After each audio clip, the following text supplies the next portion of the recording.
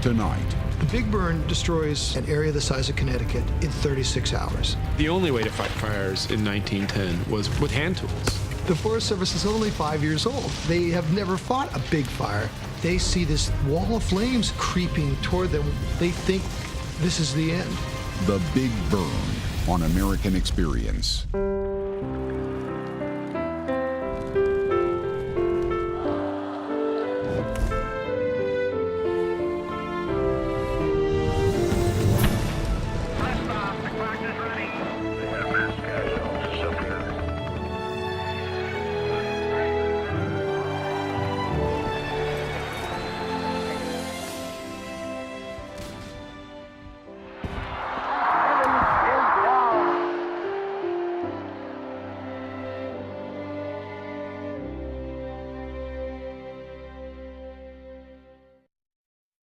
Exclusive corporate funding for American Experience is provided by Liberty Mutual Insurance. Additional funding for The Big Burn is provided by the Candida Fund.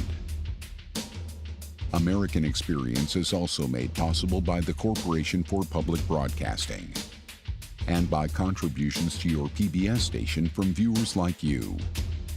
Thank you.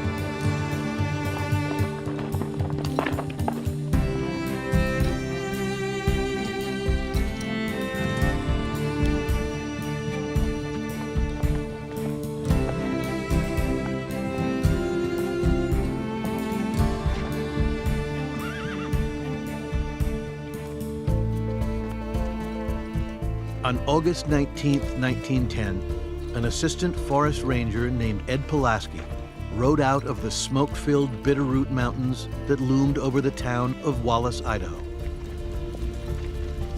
For months, he and his crew had been fighting wildfires in the Bitterroots. But despite all of their efforts, he was afraid the town was going to burn.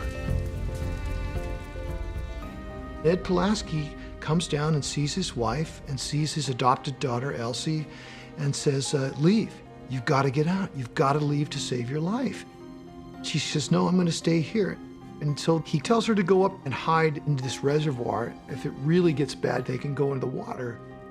So the next day, they go out to the edge of the trail there, kiss and say goodbye, and thinking that'll be the last time they'll see each other.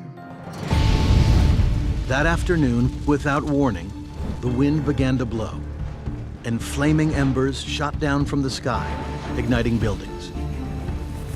Within minutes, Wallace was ablaze. Desperate residents tried to salvage their belongings. Women and children were loaded onto the last train out of town. The roar of the wind and flames was overwhelming. The air so hot, it was hard to breathe. The biggest wildfire to ever hit the northern Rockies had begun.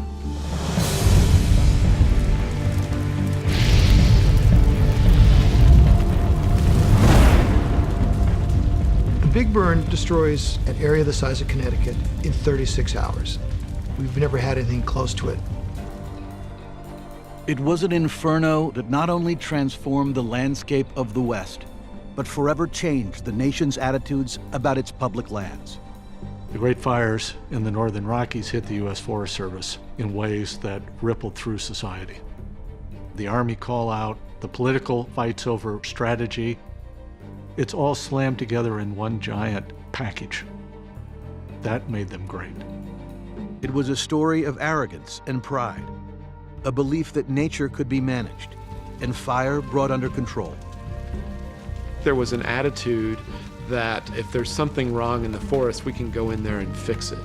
It was almost as if wildfire was this beast that we can actually hunt down and eradicate.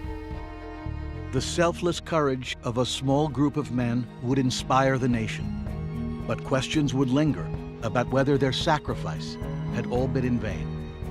We can celebrate them as people of their time and era who played out fully the roles that the culture ascribed to them, and yet admit that it would have been better if we'd done something else. It's a time of catastrophe, a time of change, a time of coming up with a new vision. If you look at the landscape, the scars of 1910 are still there.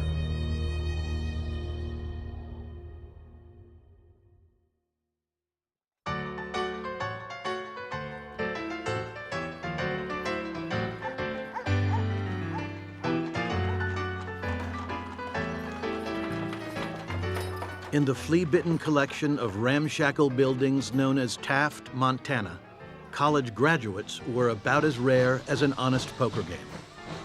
So the locals took notice when in the early spring of 1907, a group of fresh-faced rangers from the United States Forest Service stepped off the train. The recent arrivals had come to manage some of the newly created national reserves in the West. But nothing had prepared them for a place like Taft. A boisterous, brawling row of gambling parlors, whorehouses, and saloons. One reporter called it the wickedest city in America. You've got these temporary communities, particularly along the railroad. Lots of loose women, lots of loose men, lots of bums, people under assumed names. There's just this whole throng out there. How do you impose some kind of order on this process, which had been characterized by almost complete chaos? Taft had a higher murder rate than Chicago, and 5 prostitutes for every man, they said. And when the Rangers showed up, they were horrified. They cabled back to Forest Service headquarters saying, 2 undesirable prostitutes setting up business on Forest Service land. What should we do? And someone cabled back, get 2 desirable ones.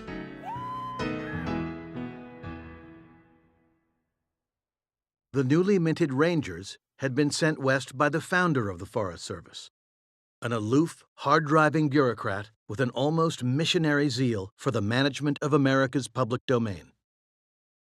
In less than a decade, Gifford Pinchot had parlayed his family's wealth and social connections, a passionate love of trees, and a deft hand at politics to become America's preeminent forester.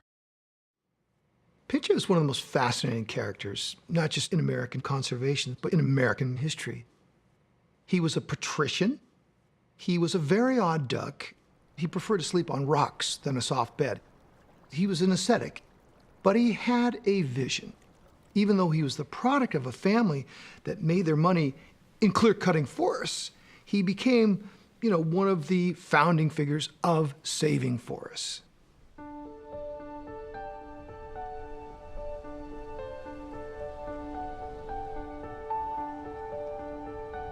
For Pinchot, nature was really a place of respite. It's where you went to just forget other things and become whole and become safe, and in that process come to know yourself. Pinchot had forged friendships with some influential men in the growing conservation movement, in particular the famous naturalist John Muir. "You are choosing the right way into the woods," Muir told the young man. "You will never regret a single day spent thus." Pinchot also developed a rapport with the young governor of New York, Theodore Roosevelt, a bond strengthened by their love of the wildness of nature and a boyish thrill at testing themselves against it. When Roosevelt ascended to the White House in 1901, he brought Pinchot into the inner circle of his administration. The 2 men were determined to seize the mantle of conservation and radically rethink how the nation managed its estate.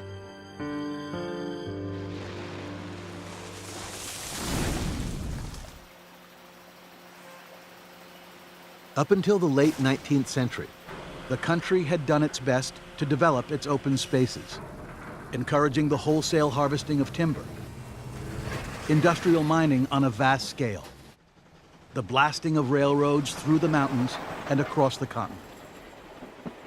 For over a century, their country has given its land away. And Theodore Roosevelt and Gifford Pinchot are calling a halt to that. They're basically saying, we're going to change the way we look at the future.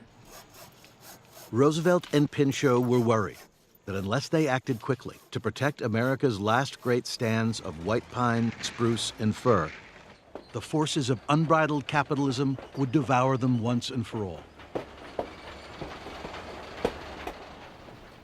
Timber was really a critical industrial product, and we were going to run out, much like an oil crisis in present times. So the solution was to regulate this unsettled land as a public domain that would then be governed by scientific-informed bureaus. And this would allow us to conserve it, not lock it up, but to use it in some kind of rational, regulated way. Their progressive vision imagined a new kind of commonwealth, national forests, controlled by an enlightened corps of rangers, overseeing not just the timber, but also the minerals, the water, and the wildlife, for the benefit of all Americans. A national forest is not a pristine sanctuary, it is a utilized landscape. So it's a different model than a national park. You can hunt on it, you can graze on it, you can mine on it. Its purpose is to be managed.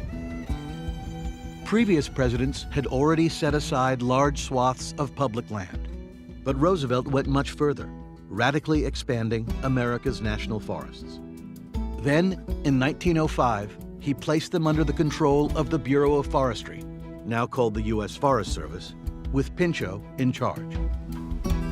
At one point, Roosevelt and Pinchot are on the floor of the White House, maps spread out all over, and they are mapping out future United States forests.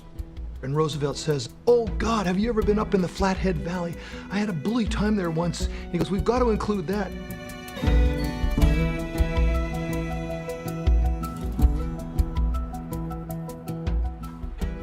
In Roosevelt and Pinchot's time, they tripled the acreage of the National Forest. So you had 200 million acres under the range of the Forest Service, bigger than most European countries. Now, the idealistic group of young men that constituted Pinchot's Forest Service were given the task of bringing their new conservationist vision to some of the wildest parts of the American West.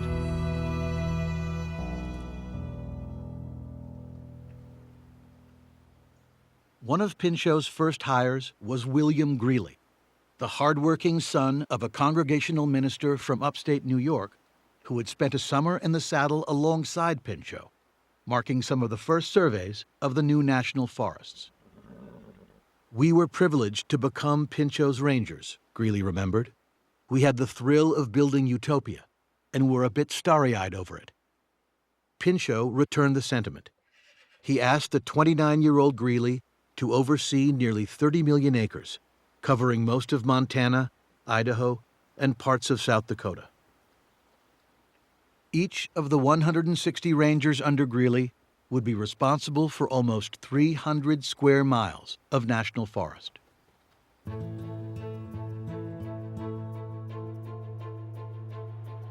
Pinchot gave them a mission, he gave them a sense of calling, a sense that the world could be changed through their own work, and then let them go out to the West and work in these extraordinary landscapes.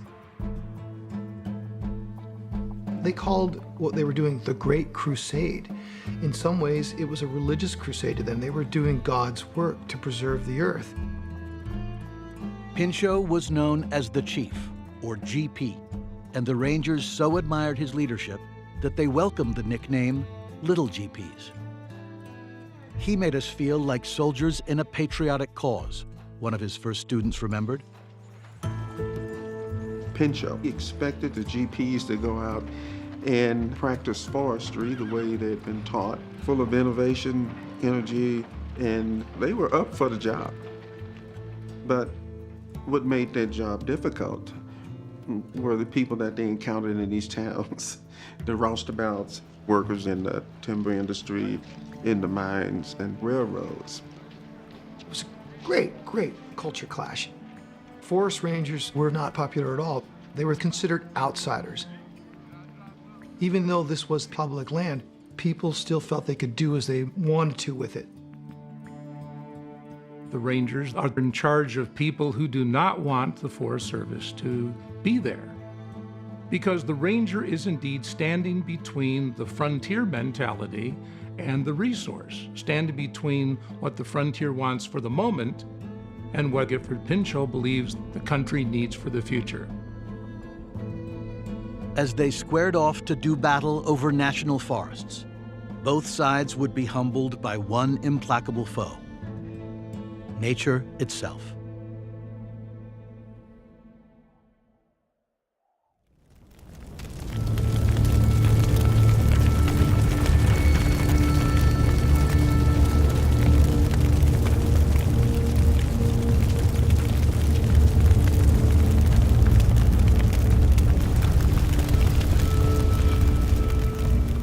Fire is the last wild element of the West that hasn't been controlled.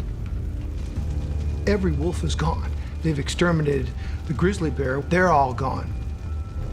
So what's left is fire. And it's important to understand how fire is perceived at the time. The public, they fear it because these are wooden towns going up at every railroad stop all over the West. They really fear it. There were a lot of steam locomotives in the West, and they were passing through these timbered areas, causing forest fires. When they come through, sparks go off. And the railroads aren't putting out these fires. They go to the Forest Service and say, well, it's your land. We're only coming through. You've got to put these things out.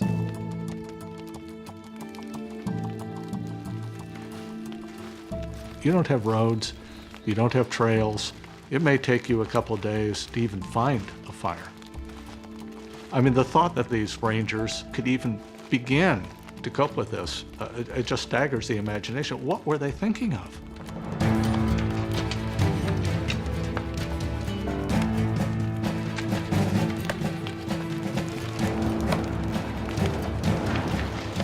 Firefighting was a very, very primitive science.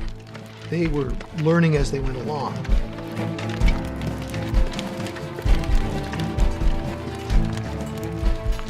The only way to fight fires in 1910 was with hand tools. You basically were in there with an axe or a hoe or a rake or whatever you could get your hands on. You were building what we would call a fire line now. You're cutting a path, clearing it of all debris. Some part, say 3 or 4 feet, would be completely down to mineral soil, so no fire could cross. This is just brutal grunt labor. You're just digging, chopping, scraping, and moving on.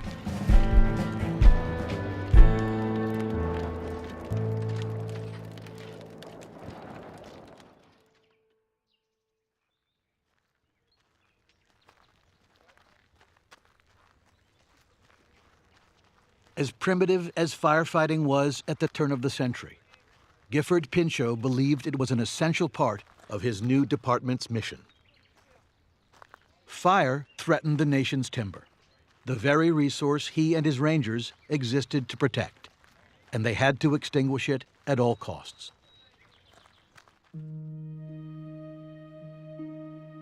But Pinchot had another reason to embrace a war against fire.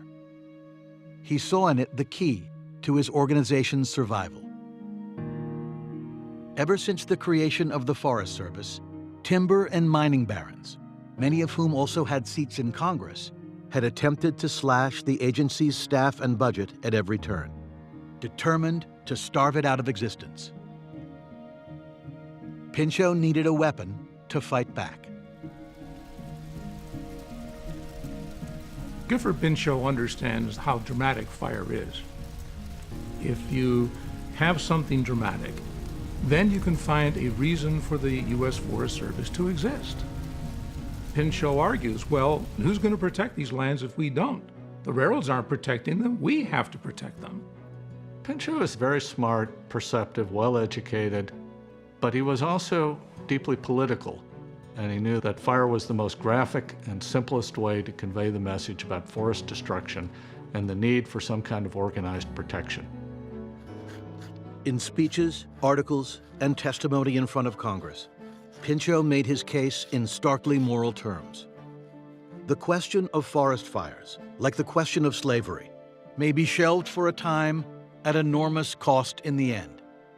But sooner or later, it must be faced. He stakes everything on the idea that we can control fire. Though they'd never fought a fire before. That's what's so interesting. The Forest Service is only 5 years old in 1910. They have never fought a big fire. And it's almost like he's asking for it. It's almost like hubris. Nature, bring it on.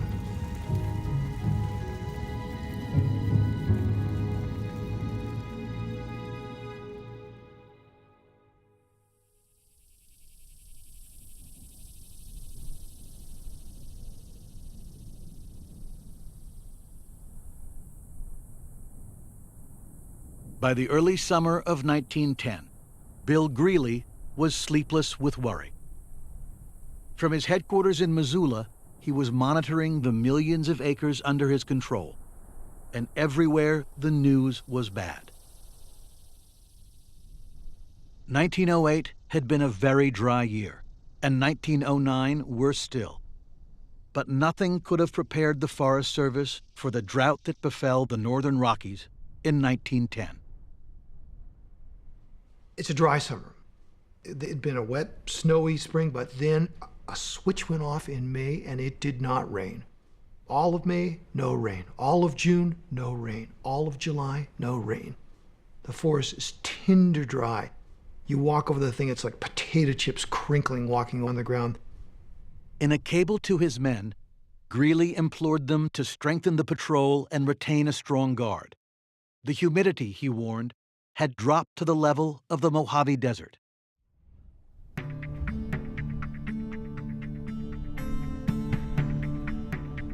For many of the new Rangers, fresh from their elite universities, the drought-stricken terrain of Montana and Idaho felt like an alien world. Not so for Ed Pulaski. He was 2 decades older than most of the others, having roamed the West since he was 16, working as a master carpenter and blacksmith, a plumber, mill worker, and steam fitter, mining for copper in Montana and silver in Idaho. He kicked around all over. He's middle-aged. He's sort of washed up, but he's a man of all trades. He's a man of the people, too. He really relates to folks. He's done everything that a Western man will do at that time. Although he lacked a formal education from back east, Pulaski had mastered the curriculum of the forest. He knew the mountains in his bones, and he knew how to survive in the wilderness. He was a man of few words, but when he spoke, the locals learned to listen. In 1908, Pulaski joined the Forest Service and became the ranger at Wallace. He was on his second marriage with Emma. They adopted a daughter named Elsie, who was 7 or 8 at the time. So he's a settled guy, he's got a house in town, and he's responsible for what happens in the field.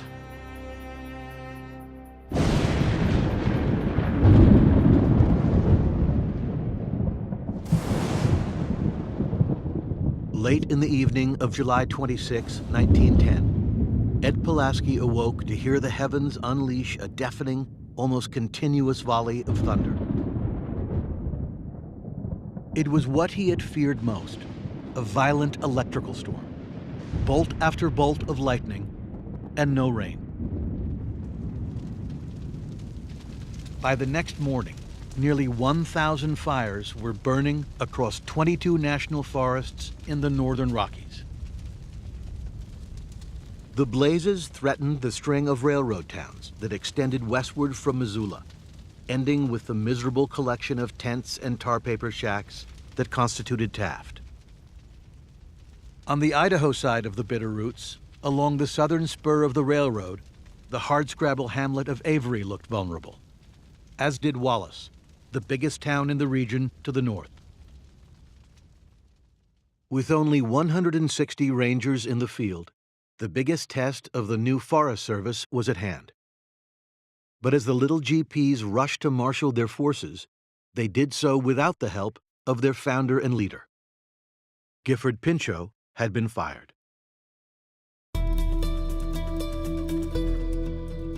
The Forest Service chief had clashed repeatedly with Theodore Roosevelt's successor, William Howard Taft, convinced that the new president lacked the appropriate commitment to the conservationist crusade. Finally, their quarrels became so contentious and so public that Taft had no choice but to force Pinchot to step aside. The day after his dismissal, Pinchot had arrived at the agency's office in Washington to find his organization in shock. Trying to rally the faithful, he proclaimed, "You are engaged in a piece of work that lies at the foundation of the new patriotism of conservation. Don't let the spirit of the service decline 1/2 inch. Stay in the service. Stick to the work." He was greeted with a thunderous ovation.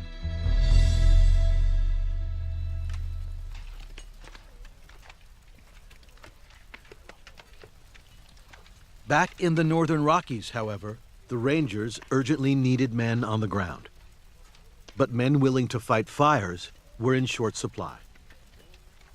In the summer of 1910, you had the Forest Service that only had fewer than 500 rangers nationwide. But they knew that they were going to get in a lot of trouble that summer. And so they opened the coffers and they said, go out and hire everybody you can find. The Forest Rangers assembled an army of men, most of them immigrants. They paid them 25 cents an hour, and the immigrants came from all over. They're putting out the call. We're gonna fight this thing. We're gonna attack these hundreds of fires. It's 100 degrees, it's dry, it's dusty, it's on really tough vertical terrain. A lot of people suffered injuries. They quit, they mutinied. At one point, they literally said, men, men, men. They opened the jails of Missoula, Montana. They let felons out, convicted murderers. Some guys still had their handcuffs on when they were sent out to the front lines. So any male with a pulse was thrown against this fire. By early August, Bill Greeley had managed to assemble as many as 4,000 men on the fire lines. But with new blazes breaking out all the time, the local labor pool was quickly exhausted, and a call went out to Washington for help. President Taft at first resisted the idea of committing federal resources to the West. But the situation in the Rockies became so dire, and the press criticism of his dithering so unrelenting, that on August 7th, he finally decided to act. Taft realized that if he didn't do something, he was going to get blamed for a huge loss of life, not to mention property. So he authorized the Secretary of War to put the Army in. Taft sent a total of 4,000 troops to the Rockies, including 7 companies from the 25th Infantry, known as the Buffalo Soldiers. The town of Wallace, Idaho, had never seen anything like them. The Buffalo Soldiers were the first African-American men to serve as peacetime soldiers in the professional army. They served all over the American Southwest. They protected railroad workers and fought Indians. You name it, they did it. This is the first time they were sent to fight a fire. And they're sent to a very white area, almost doubling the black population of the state of Idaho. And so when this all-black platoon comes and sets up camp, people scoff at them, people say racist things about them. The newspapers say they play cards and drink all night. They say, what can a black man possibly know about fighting a fire? But it turns out what happened with the Buffalo Soldiers is a tale that should go down in American military history.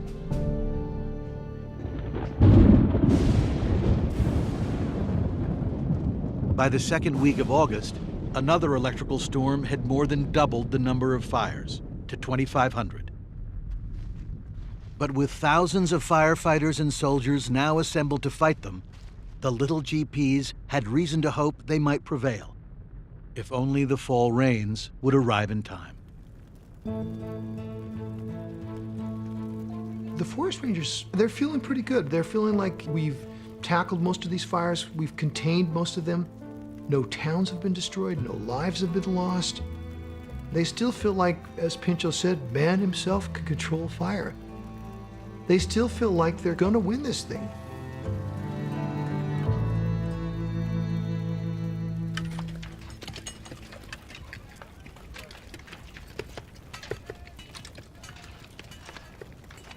For weeks, Ed Pulaski had been riding up and down a ridgeline in the Coeur d'Alene forest of northern Idaho, trying to keep his men under control as they hacked fire lines through the brush. Pulaski is with some men up on this ridge. One side of it is this bustling mining town of Wallace. The other side of it is this railroad town of Avery. Their job is to keep the thing from destroying the towns. Pulaski had 150 men under his command, and they were a ragtag group, with only a handful of experienced woodsmen among them. After days of backbreaking labor in the intense heat, his crew was exhausted. Smoke comes and settles in the valleys where the towns are. It's all around you. The air is still, but you can't see more than 20 feet ahead of yourself.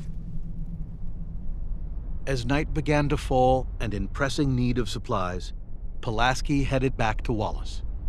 Despite everything he had done, he was still worried the town was going to burn.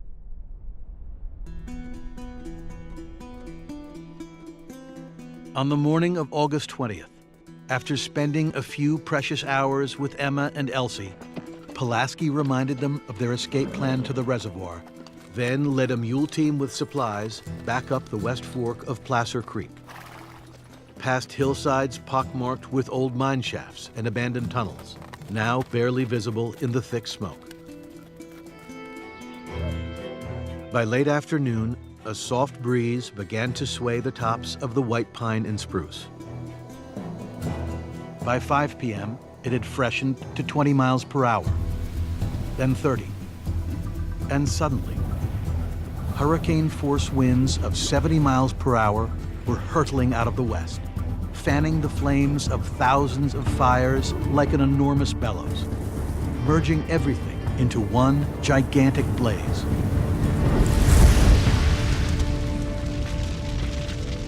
The big burn had begun.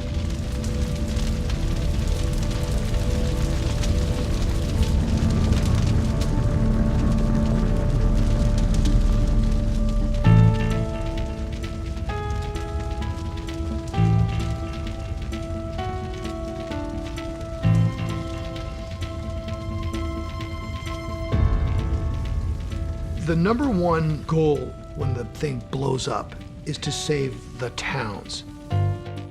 Biggest of those is Wallace. Wallace is a town set at the bottom of a narrow valley. So it's this fusillade of giant embers comes down. One of them hits one of the newspapers there, the press solvents that are used to put out the newspaper. And the thing goes up in a boom. It then hits a brewery. The brewery goes up in a ball.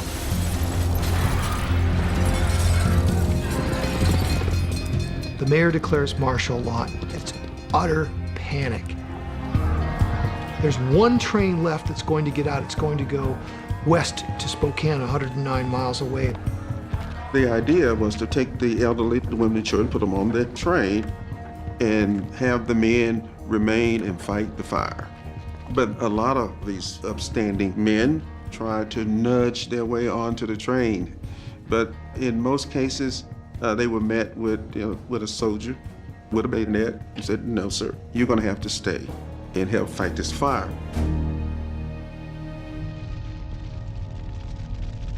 Words cannot depict the horror of that night, recalled one witness. The train whistles were screaming, the heavy boom of falling trees, the buildings swaying and steaming from the heat.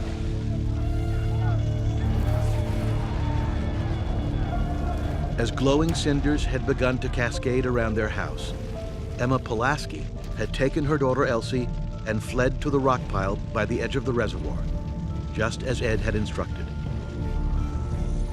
The flames were leaping from one mountain to the other, encircling Wallace in a ring of fire. Somewhere in that terrifying whirlwind was her husband. "Ask God to save Daddy and his men," she told her daughter.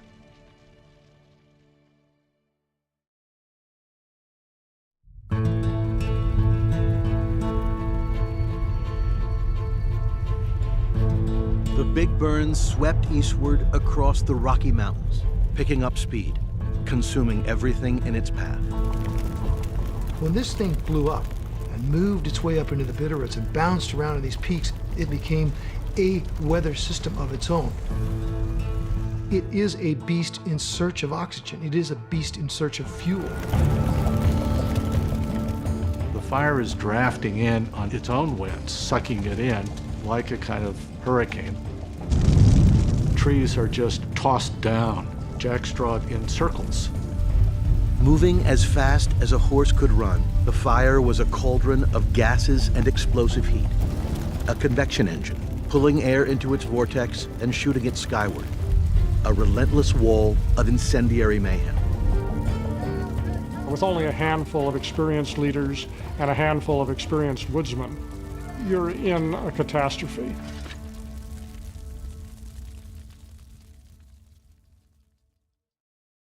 Up in the forests above Wallace, Pulaski and his men were suddenly face to face with a firestorm.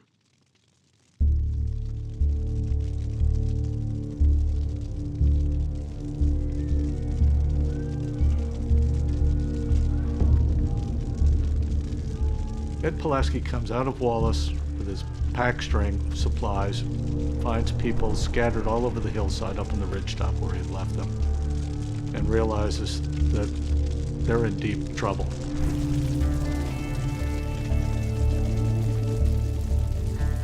Confronting a wall of flame racing towards them in the gathering darkness, all thought of opposition evaporated, and the men began to panic. Firebrands whistled through the forest. The wind staggered them. Huge trees came crashing down on all sides. Then, one firefighter remembered, out of the smoke came Pulaski, waving his arms, hollering, come on, follow me." This thing is coming toward them really quickly.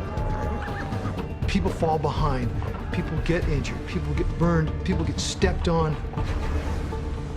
Embers, giant embers are coming down. It's like artillery coming down.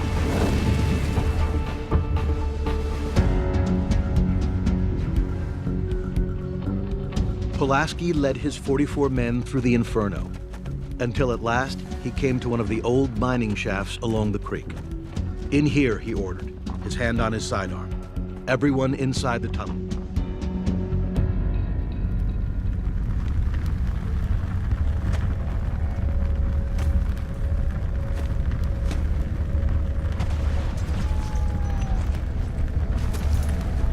They're in this tunnel, and they see this wall of flames creeping toward them while they're cowering. This fire is consuming oxygen. But to leave the cave is certain death. They think this is the end. In desperation, Pulaski soaked some blankets in water from the floor of the cave and hung them across the entrance. But the flames seared his hands, and the superheated air scorched his lungs. Behind him, the men crammed together in the intense heat and darkness, struggling to find enough air. One guy says, "To hell with this, I'm getting out of here," and starts to leave. And Pulaski pulls his pistol and threatens to shoot anybody who leaves.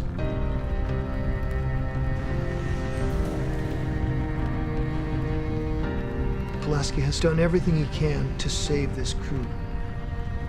Burned all over his face, his hands, skins peel off on his hands, and he passes out at the head of this cave.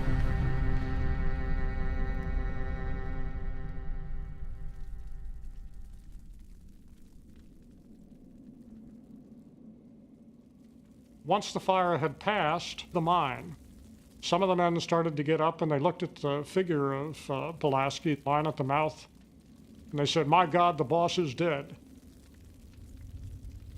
Turns out Pulaski's not dead. He's alive. He was temporarily blinded. His lungs were trashed, but he was able to get himself to his feet. They inspected the cave. 5 had died, and they had lost 1 man on the run to the cave. Barely able to see, Ed Pulaski managed to gather his men together, and they staggered through the still smoldering landscape down the mountain trail to Wallace.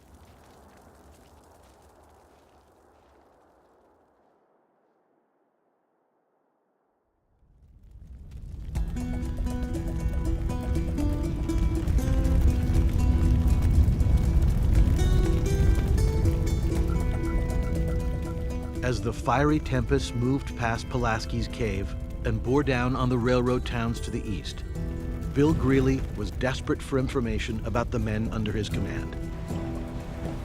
As reports trickled in across telegraph wires, the magnitude of the catastrophe began to become clear. 18 men were incinerated when they took refuge in a settler's cabin. A crew of 28 were battling the blaze near the St. Joe River when firebrands jumped ahead of them and cut them off. They were never seen again. The gamblers and prostitutes of Taft refused to fight the fire, preferring instead to open up their best kegs of whiskey for one last round of debauchery. When the eternal flames finally arrived, Rangers evacuated the drunken revelers, and Taft was consumed in minutes.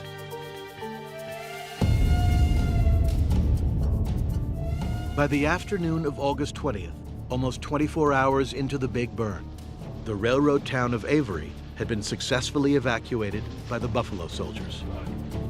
Now, the troops and the few men left in town found themselves facing a wall of steadily advancing flames.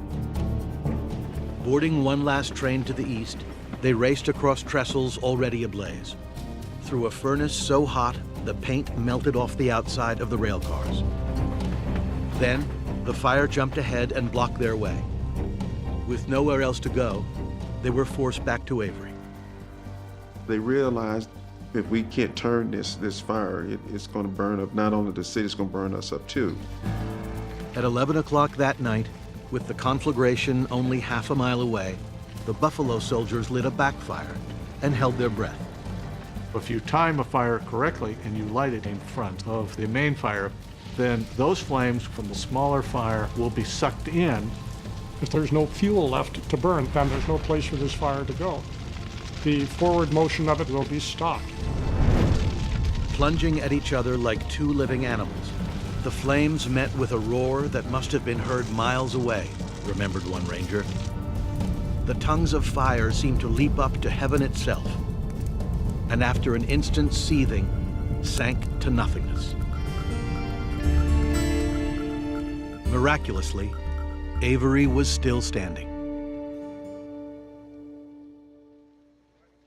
After the town was saved, newspapers were busy interviewing everybody. And one account in Avery made the comment that my whole attitude about the black race has changed as a result of what I've seen and witnessed from these fellas.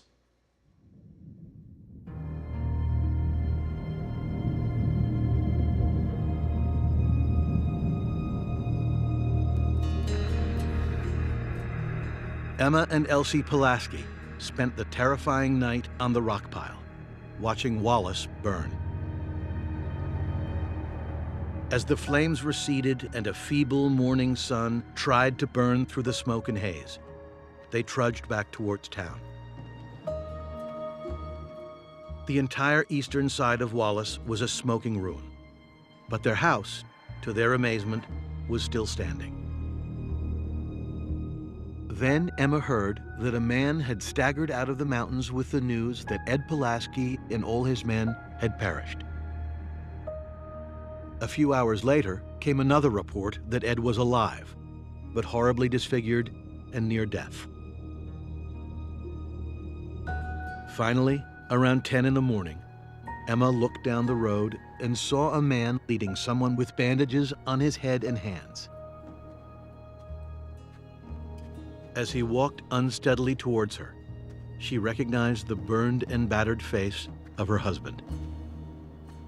Ed Pulaski had come home.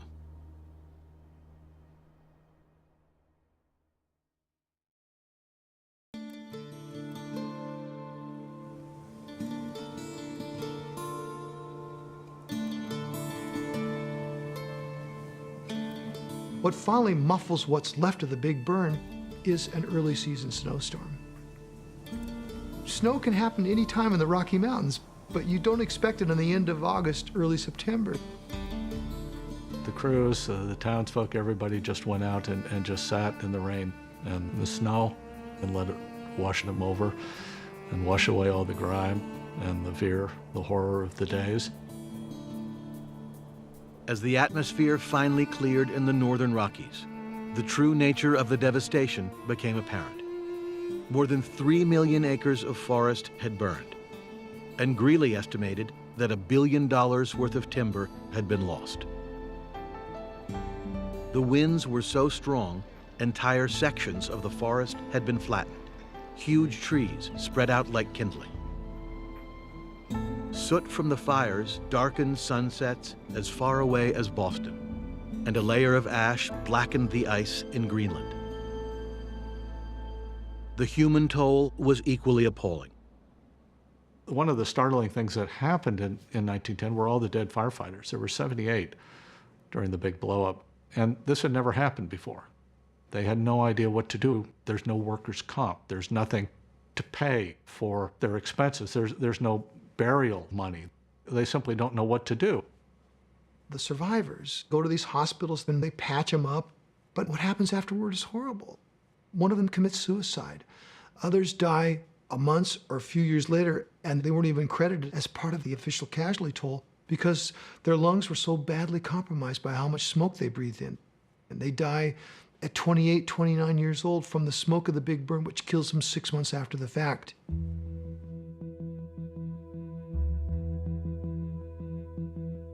Before the smoke had even cleared from the mountains, the debate over the lessons of the Big Burn began. Gifford Pinchot has two reactions to it. The first thing is horror, because remember, he's had this hubristic thing saying man himself could control fire. Nature has proved him utterly wrong. So he's horrified by this thing. He's horrified by the loss of life. But he also has a second reaction, and this is indicative of all great political figures. Pinchot uses the fire as part of a narrative about American heroes, that these forest rangers gave their lives, risked everything for public land, for national forests. And all the newspapers write these stories. It's one of the first times in our history that firefighters join the pantheon of American heroes.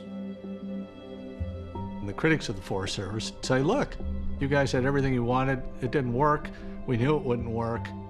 So you lost. But Pinchot argued that no, we just didn't have enough to really give it a full test. And we need to honor those who died by seeing their vision completed.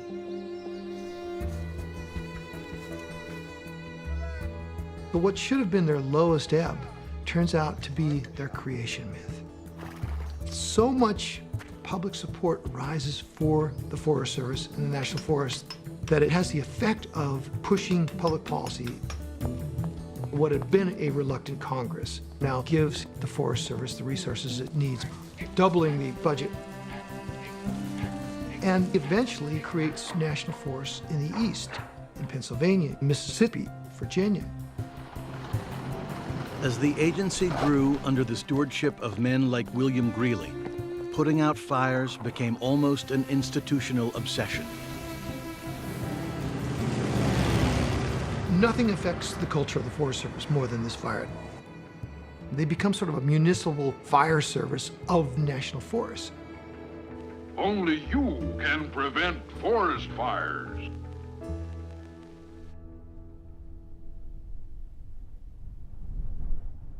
In the decades after the Big Burn, the agency's uncompromising stand on fire would serve the Forest Service well, but its impact on the national forests would be fraught with unintended consequences. I think the fundamental dilemma with the fire suppression policy that Pinchot advocated was, in the end, it was the wrong policy for the land.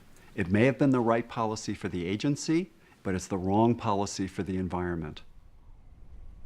Fighting fires in the wilderness was not only futile, but it was really not healthy for the forest.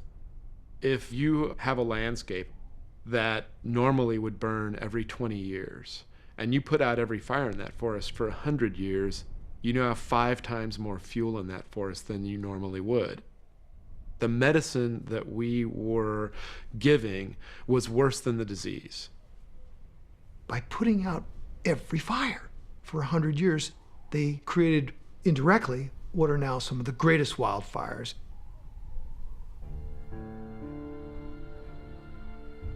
But imagine now if this fire had not happened. They might have killed the Forest Service. And with it would have gone the idea that's so embraced by a majority of Americans today that we have more than 500 million acres that is all of ours, that belongs to each of us.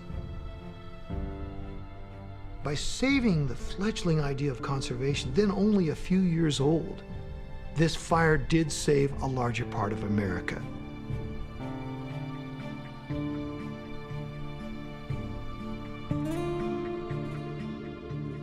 In the end, Ed Pulaski could never escape the Big Burn. He lived on with Emma in Wallace, remaining what he had always been, a quiet man who loved the mountains of the West. Crippled by the flames that had seared his eyes and lungs, he kept on working for the Forest Service until 1929, stubbornly petitioning the government for compensation for his wounds and for money to care for the simple graves of those who had fallen. He also never stopped using his hands and crafted a tool with a hoe on one end and an axe on the other. It was so perfectly designed that firefighters around the world never again did battle without what came to be known as a Pulaski by their side.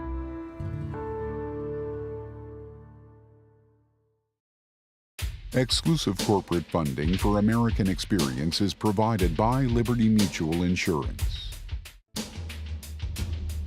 Additional funding for The Big Burn is provided by the Candida Fund. American Experience is also made possible by the Corporation for Public Broadcasting and by contributions to your PBS station from viewers like you. Thank you.